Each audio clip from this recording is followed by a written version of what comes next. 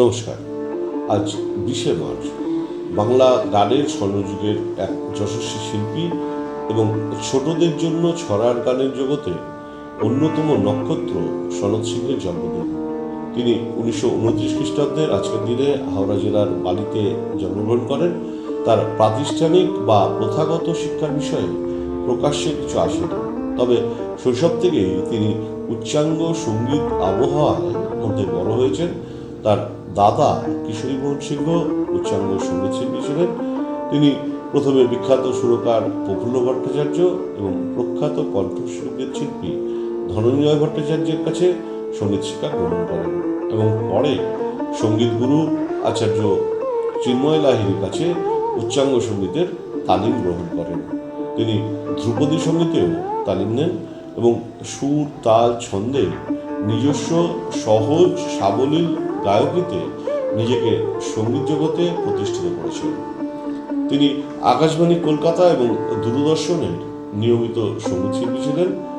তার প্রায় 100-রও বেশি জনপ্রিয় গান গ্রামোফোন রেকর্ডে প্রকাশিত হয়েছে।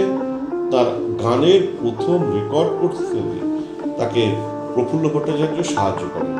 একথা তিনি সর্বত্র অকপটে স্বীকার করতেন। ছোটদের ছড়ার গানের জগতের 3 নক্ষত্র হিসাবে জপমালা ঘোষ, অমল মুখোপাধ্যায়ের সাথে তার নামও যুক্ত হয়েছে। বহু বছর ধরে তার গাওয়া ছোটদের গান বড়দের নস্টালজিক এবং আজও সমর্থিত। তার বাপুরাম সাপুরে, সরস্বতী বিদ্যাবতী, তোমায় দিলাম খোলা চিঠি, এক একে এক, রথের মেলা, দয়ার সাগর বিদ্যাসাগর, লোকে তোমায় বলে, টাকডুম টাকডুম ডুমাডুম, তালে তাল ফেলে, বলতে পারিস মা, রাধার মন গিয়েছে চুরি, আশ্বিনীতে মেঠো হাওয়ায়, চলেছে চাঁদের বাড়ি, অহল্যা কন্যার ঘুম ঘুমকি, পুষ্পন্তর ফুস সহ বহু কালজয়ী গানগুলি শ্রোতাদের মনে জায়গা করে দিয়েছে। তিনি 1953 খ্রিস্টাব্দে মুক্তিপ্রাপ্ত 74.5 বাংলা ছায়াছবিতে জনপ্রিয় আমার এ যৌবন চম্পা চামেলি বনে গানটিতে শ্যামল মিত্র, মানবেন্দ্র মুখোপাধ্যায়, দ্বিজেন মুখোপাধ্যায়, ধনঞ্জয় ভট্টাচার্য, পান্নালাল ভট্টাচার্যের সাথে নেপথ্যে কণ্ঠদান করেন এবং ছায়াছবিটিতে তিনি অভিনয়ে অংশ নিয়েছিলেন। গানটির গীতিকার ছিলেন শৈলীন রায় এবং 74.5 ছায়াছবির সঙ্গীত পরিচালক ছিলেন কালীপদ সেন।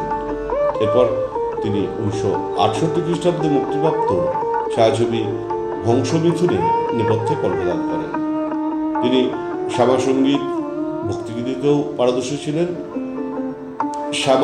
শ্যাম শিব রাম নাম, কালো বরণ, নাইতো মায়ের, রে চল মন, বিচার করি চল সহ বহু শ্যামাসঙ্গীত পরিবেশন করেছেন, যা শ্রোতাদের অন্তরে স্থান পেয়েছে। এছাড়া তিনি বিচিত্র সুর ও ছন্দে বেতারের রম্যগীতিতেও দক্ষতার পরিচয় দিয়েছেন। পরবর্তীকালে তার জনপ্রিয় অনেক গান রিমেক করে বহু শিল্পী বাহবা করেছেন। বাংলা ব্যান্ডেও তার কালজয়ী গানগুলিকে ব্যবহার করা হয়েছে। তিনি 1981 খ্রিস্টাব্দে লন্ডনে কমনওয়েলথে এদেশের শিল্পী সম্মেলনে ভারতবর্ষের হয়ে প্রতিনিধিত্ব করেন এবং 1983 খ্রিস্টাব্দে উত্তর আমেরিকার বঙ্গ সংস্কৃতি সম্মেলনে আহ্বানে তিনি সঙ্গীত পরিবেশন করেন। তিনি পশ্চিমবঙ্গ সরকার কর্তৃক রাজ্য সঙ্গীত একাডেমি পুরস্কারে অর্জন করেন এবং 2013 খ্রিস্টাব্দে পশ্চিমবঙ্গ সরকার কর্তৃক তিনি সঙ্গীত মহান পুরস্কারের জন্য মনোনীত হন।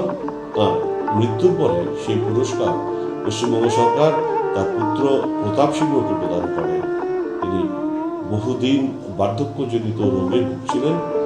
2013 খ্রিস্টাব্দের 8ই মার্চ অসুস্থতার কারণে তাকে বেলুড়ের নিকটস্থ বালি শ্রমজীবী হাসপাতালে ভর্তি করা হয় এবং 31শে মার্চ তিনি শেষ নিঃশ্বাস ত্যাগ করেন।